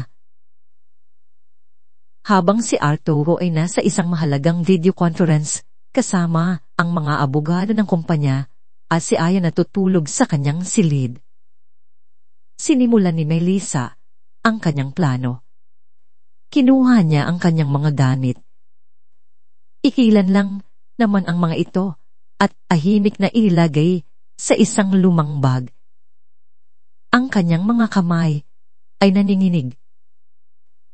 Ang bawat damit na kanyang tinitiklap ay tila may bigat ng 1,000 ala. Hawak na niya ang hawakan ng pinto ng kanyang silid. Handa nang tahimik na umalis ng isang malakas na tunugang pumuno sa pasilyo. Ang pinto sa harapan ng mansyon ay bumukas ng malakas. Hindi ito isang katok. Ito ay isang paglusob. 2 figura ang pumasok na parang sila ang may-ari ng lugar. Si Doña Inoda, ang kanyang mukha ay isang maska ng matuwid na galit, at si Bianca na nakasuot ng isang pulang bestida na tila kulay ng dugo ang kanyang mga mata ay aapoy sa tagumpay. Nasaan siya? Sigaw ni Doña Imelda, ang kanyang boses ay umalingaw-ngaw sa malawak na foyer. Mula sa kanyang silid, natigilan si Melissa, nawakan niya ng mahigpit ang kanyang bag. Ito na ang kinatatakutan niya. Dahan siyang lumabas. Naabutan niya ang dalawang babae sa gitna ng sala. "Ayan ka na pala," sabi ni Bianca. Ang kanyang boses ay puno ng pang-uuyam. Lumapit siya, ang kanyang mamahaling takong ay tumutunog sa marmol na sahig. Ang sikat na Cinderella. O dapat ko bang sabihin ng ahas na umakyat sa palasyo? Hindi sumagot si Melissa. Tiningnan lang niya sila. Ang kanyang mukha ay kalmado sa labas, ngunit ang kanyang puso ay kumakarera sa loob. "Tapos na ang pagpapanggap mo," sabi ni Doña Imelda. Ang kanyang boses ay kasing tigas ng bakal dahil ang pangalan ng De la Vega ay naging katatawanan. Isang hamak na katulong na manggagamit. "Hindi po ako ganyan," mahinang sagot ni Melissa. "Huwag kang magsalita," sigaw ni Bianca. Ang kanyang mukha ay malapit na ngayon sa mukha ni Melissa. "Sa tingin mo ba, hindi namin alam ang ginagawa mo? Inagamit mo ang iyong anak para maawa si Arturo. Kinukuha mo ang pera niya. Isa kang desperada at walang kahihiyang babae. Ang bawat salita ay isang sampal." Ngunit pinilit ni Melissa na manatiling matatag. Hawak niya ang dignidad na natitira sa kanya. "Maaari niyo pong sabihin ang lahat ng gusto niyo tungkol sa akin," sabi ni Melissa. Ang kanyang boses ay nanginginig, ngunit matatag. "Pero huwag niyo pong idadamay ang anak ko." Ang katapang iyon, ang tila nagpasiklab sa galit ni Bianca. "At sino ka para utos sa amin? Aalis na po ako." Pagpapatuloy ni Melissa, tiningnan si Doña Imelda. "Huwag po kayong mag-alala. Hindi ko na po guguluhin ang buhay ninyo. Iyon naman po ang gusto niyo. Di ba?" Ngumisi si Bianca. "Aalis ka. Ganoon na lang kadali. Hindi ka aalis nang hindi mo natatanggap ang nararapat sa'yo. Kailangan mong matutunan ang iyong lugar." Lumapit pa siya. Ang kanilang mga mukha ay ilang pulgada na lang ang pagitan. Ang matamis na pabango ni Bianca ay nakakasulasok sa amoy ni Melissa. "Ikaw," bulong ni Bianca. Ang kanyang boses ay tuno ng kamandag ay isang basura, at ang basura tinatapon. Bago pa man makakilos si Mel sa isang mabilis na galawang nangyari, kinuha ni Bianca ang isang baso ng malamig na tubig mula sa isang mesang malapit. At sa harap mismo ng mga mata ni Doña Imelda, na nanonood ng may kasiyahan. Splash! Ang malamig na tubig ay tumama ng buong lakas sa mukha ni Melissa. Natigilan siya. Ang lamig ng tubig ay tila tumagos hanggang sa kanyang kaluluwa. Ang kanyang buhok ay nabasa, ang tubig ay tumutulo mula sa kanyang baba papunta sa kanyang damit. Ang kanyang paningin ay bahagyang lumabo. Ang tanging nakikita niya ay ang nagtatagumpay na nisi sa mukha ni Bianca. Sa sandaling iyon, ang lahat ay tila bumagal. Ang pagtulo ng tuwid, ang pagtibok ng kanyang puso, ang pagtawa ni Bianca. Ngunit may isang tunog na biglang pumutol sa lahat, ang tunog ng isang pinto na bumuka sa itaas. Narinig ni Arturo ang sigawan. Ang video conference ay biglang nawala sa kanyang isip. Mabilis siyang tumayo at bumaba ng hagdan, at iyon ang eksenang kanyang naabutan. Ang babaeng unti Unti niyang minamahal na katayo roon basa tila isang nalunod na ibon. Ang kanyang ina, nakatayo, sa isang tabi na may malamig na ekspresyon. At si Bianca, hawak ang isang basong walang laman. Ang kanyang mukha ay puno ng malupit na tagumpay. Isang nakabibing katahimikan ang bumalot sa sala. Ang mga mata ni Arturo ay dahang nagdilin. Ang kalmadong milyonaryo ay nawala. Ang natira ay isang lalaking nag-aalami sa isang galit na hindi pa nakikita ng sino man. Dahan siyang bumaba sa huling baitang ng hagdan. Ang bawat hakbang niya ay mabigat tila isang lindol na paparating. Anong ginagawa ninyo? Sabi niya, ang kanyang boses ay hindi pa sigaw. Ito ay mas masahol. Ito ay isang bulong. Isang bulong na mas malamig pa kaysa sa yelo at mas matalas pa kaysa sa bubog. Sa bahay ko. Ang bulong ni Arturo ay tila isang kidlat na gumuhit sa gitna ng sala. Ang nagtatagumpay na ngiti sa mukha ni Bianca ay biglang naglaho, napalitan ng isang bakas ng kaba. Maging si Doña Imelda ay bahagyang napaatas, nakaramdam ng isang panganib na hindi niya inasahan. Ngunit ang galit ni Arturo ay hindi agad sumabog. Ito ay isang dahang pag-akyat ng malamig na apoy. Ang kanyang mga mata ay hindi tumitingin sa kanila. Ang mga ito ay nakatuon kay Melissa. Naglakad siya, palapit ang kanyang mga hakbang, ay tahimik, ngunit may bigat. Bawat hakbang ay tila isang paghatret. Nilampasan niya ang kanyang ina, at si Bianca na parabang hindi sila umiiral. Uminto siya sa harap ni Melissa. Ang tubig ay tumutulo pa rin mula sa buhok ni Melissa. Pumabagsak sa marmol na sahig. Plak, plak, plak, ang tanging tunog sa nakabibing katahimikan. Nakayuko siya, hindi makatingin, nanginginig sa lamig at kahihiyan. Dahan, itinaas ni Arturo ang kanyang kamay. Inaasahan ng lahat na sisigawan niya ito. Ngunit sa halip, marahan niyang inalis ang isang basang hibla ng buhok. Nakadikit sa pisngi ni Melissa. Ang kanyang paghaplos ay napakagaan, isang start na kaibahan sa karahasan, nakatatanggap lang nito. Okay ka lang? Tanong niya, ang kanyang boses ay mahina, para lang sa kanilang dalawa. Hindi makasagot si Melissa. Tumango lang siya habang ang mga luha ay muling nagsimulang mamuo sa kanyang mga mata. Naghahalos sa tubig na bumabasa sa kanyang mukha. Pagkatapos noon, dahan siyang lumingon at sa wakas hinarap niya ang dalawang babae. Ang ekspresyon sa kanyang mukha ay isang bagay na hindi pa nakikita ni Bianca o ng kanyang ina. Ang lamig ay nandoon pa rin.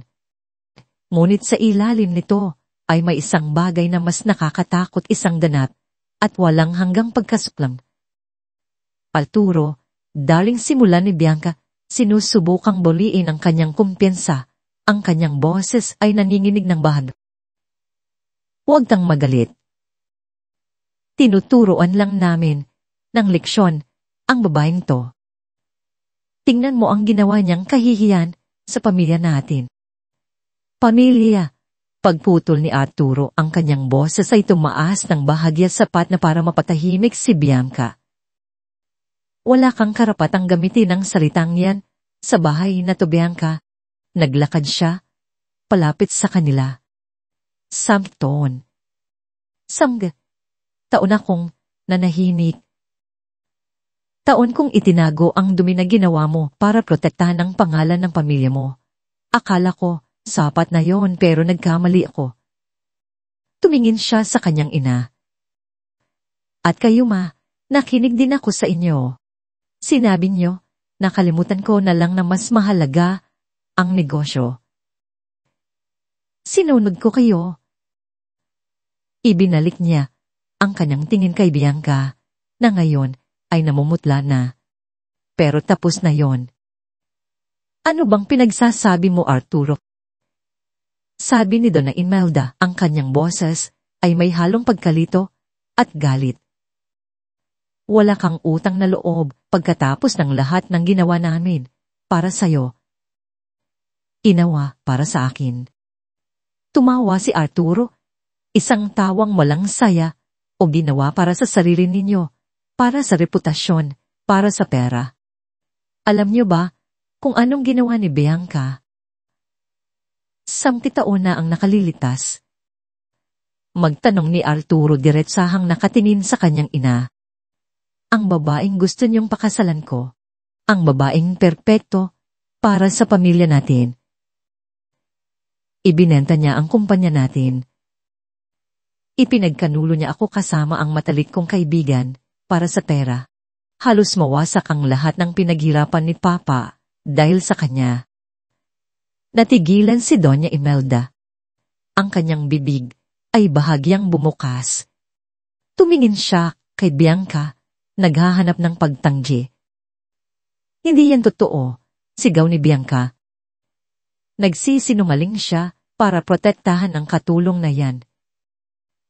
Nagsisinungaling, tanong ni Arturo. Isang mapanganib na ngiti ang sumilay sa kanyang labi. Kinuha niya ang kanyang telepono. Nakatago pa sa akin ang mga kopya ng bank transfer, Bianca. Ang mga email. Gusto mo bang ipakita ko kay Mama?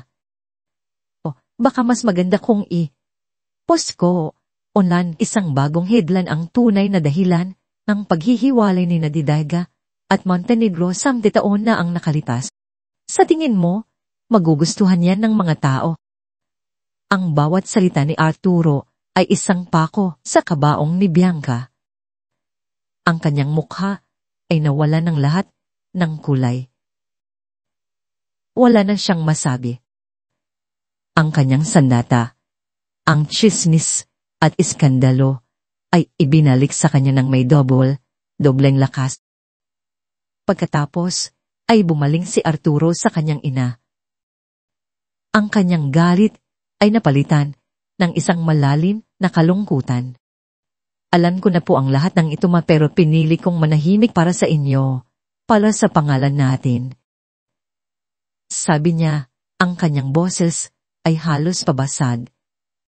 Pero ngayon sa pagtayo niya diyan at pagpayag na apihin ang isang mabuting tao sa harap niyo, ngayon, nakikita ko na ang pagkakamali ko.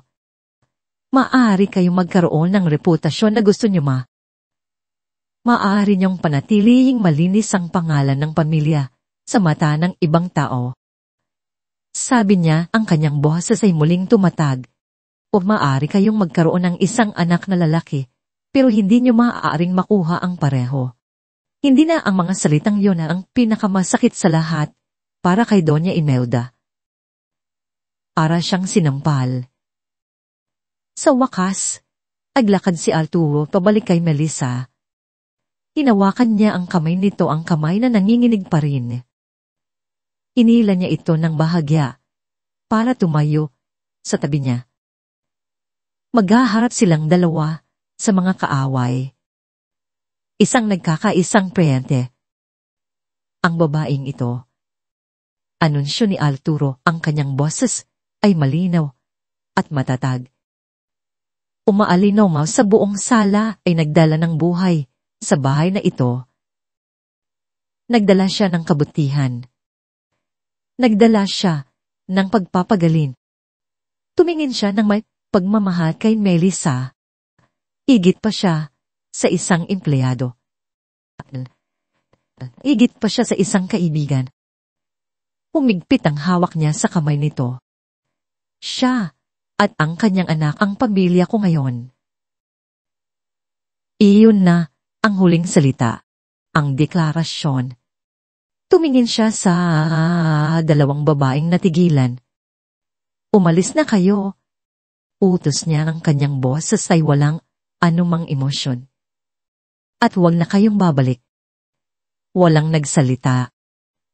Si Bianca, ay tila isang nabasag na manika. Si Doña Imelda ay nakatayo roon, ang kanyang mukha ay isang halo ng galit, kahihiyan at isang bagay na hindi pa niya naramdaman dati. Pagkatalo. Dahan silang tumalikod at naglakad palabas.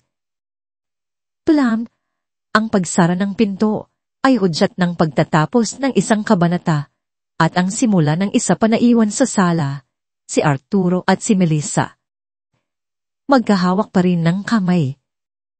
Ang tensyon ay nawala na napalitan ng isang matinding katahimikan. Dahang binitawan ni Melissa ang kanyang kamay. Ang init nito ay iwan ng bakas sa kanyang balat. Tumingin siya kay Arturo.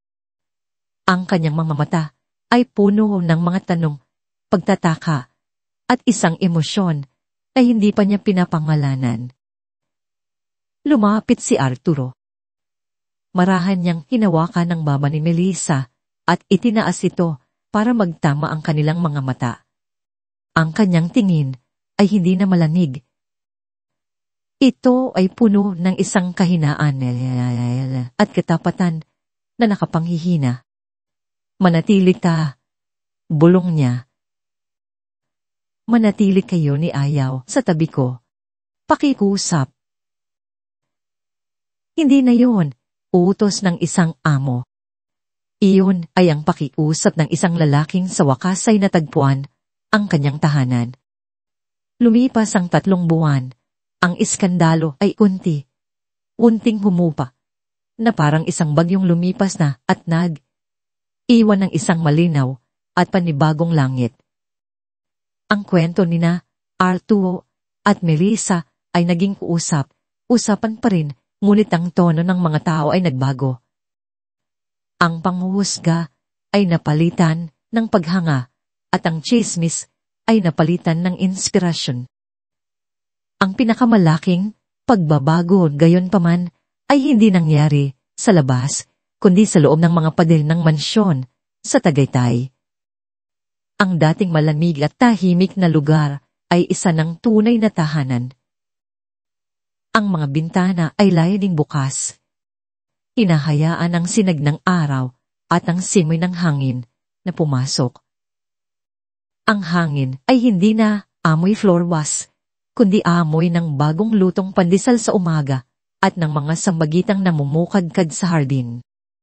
Ang gantiano sa library ay hindi na isang palamuti. Gabi, tinutugtugan ito ni Arturo ng mga simpleng lulabay habang si Aya nakaupo. Sa tabi niya, masayang pumipindot ng mga deklado. Isang hapon, isang malaking press conference ang idinaos sa punong tanggapan ng Dega Corporation. Ang silid ay puno ng mga mamamahayag at mga kilalang personalidad sa mundo ng negosyo. Lahat sila ay aabang sa isang malaking anunsyo. Umakyat si Arturo sa entablal. Hindi na siya ang kinatatakutang bilyonaryong yelo. Ang kanyang tindig ay may kumpiyansa pa rin. Ngunit ang kanyang mga mata ay mayroon ng init at ang kanyang mga labi ay may bakas ng isang ngiti. Magandang hapon sa inyong lahat. Simula niya, sa loob ng maraming taon, ang De La Vega Corporation ay nakilala sa pagtatayo ng mga gusali, sa pagpapalago ng teknolohiya at sa pagpapalaki ng yaman. Ngunit ngayon, sisimulan namin ang isang bagong proyekto. Isang proyektong mas mahalaga kaysa sa anumang gusaling aming naitayo. Sa isang malaking screen sa likod niya, lumitaw ang isang logo, isang simpleng guhit ng 2 kamay na magkahawak pinoprotektahan ang isang maliit na usbong. Sa ilalim nito, ang mga salitang de Ayamele sa foundation, nagkaroon ng bulungan sa mga manonood. Ang pundasyong ito. Pagpapatuloy ni Arturo, ang kanyang boses ay puno ng damdamin, ay itinatag para tulungan ng mga solo parent, partikular, ang mga ina na nagsisikap isa para itaguyod ang kanilang mga anak. Ibigyan namin sila ng tulong pinansyal, pagsasanay, sa trabaho, at suporta para makapagsimula sila ng kanilang sariling maliliit na negosyo. Tumingin siya sa audience. Dahil natutunan ko na ang tunay na lakas ng isang pundasyon ay hindi nasusukat sa simento at bakal, kundi sa pag-asang ibinibigay nito sa iba. At ang proyektong ito ay hindi magiging posible kung wala ang inspirasyon at patnubay ng dalawang tao na nagturo sa akin ng tunay na kahulugan ng lakas at pag-asa. Ikinaway niya ang kanyang kamay patungo sa unahang hiliran ng mga upuan. Nais kong ipakilala sa inyo ang co-founder at ang puso ng pundasyong ito.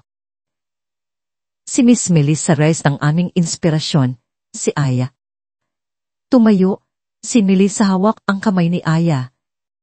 Nakasuot siya ng isang simpleng asul na bestida, ngunit ang kanyang kagandahan ay nagniningning. Ngumiti siya sa mga tao, isang nangiti na puno ng pasasalamat at kumpiyansa. Nagpalakpakan ng lahat, hindi lang dahil sa anunsyo, kundi dahil sa kwentong nasa likod nito. Sa isang sulok sa likuran, isang babae ang tahimik na nanonood. Si Doña Hinelda, hindi siya imbitado, ngunit pumunta siya.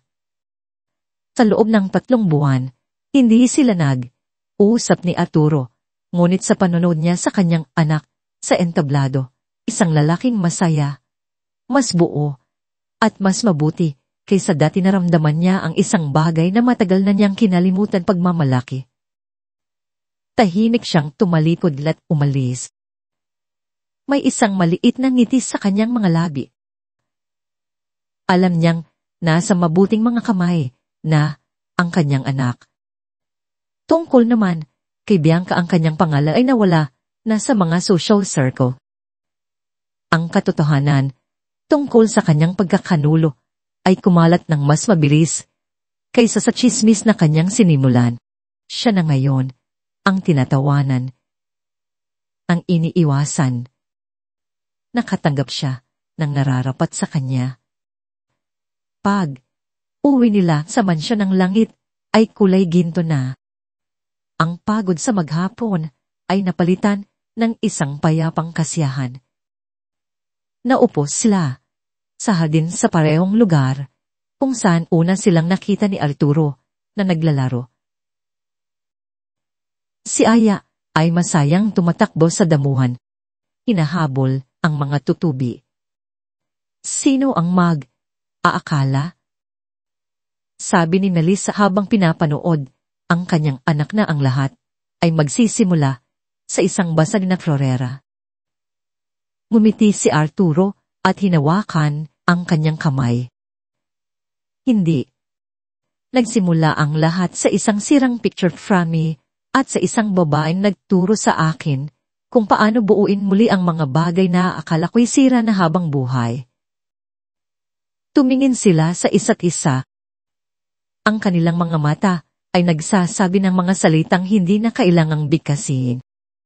Ang ibig na namuo sa pagitan nila ay hindi isang biglaang pagsiklab, kundi isang dahang paglaki. Tulad ng mga bulaklak sa hardin, itinanim. Sa gitna ng pagsubok, diniligan ng unawa, at pinatubo ng katapatan.